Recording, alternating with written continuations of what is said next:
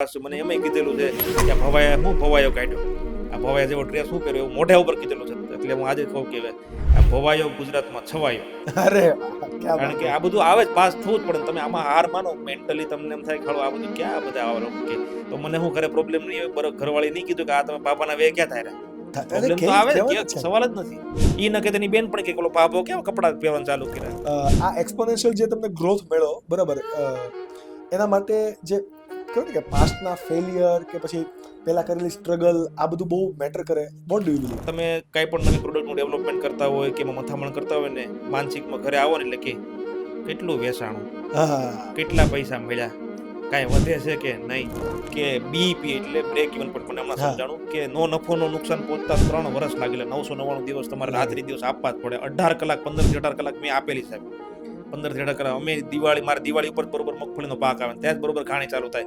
દિવાળી દિવસે અમે ખાણી આકેલી. 5 લીટર મોકલો મારા વાલા, 5 લીટર મોકલો મારા વાલા, 5 લીટર મોકલો મારા વાલા.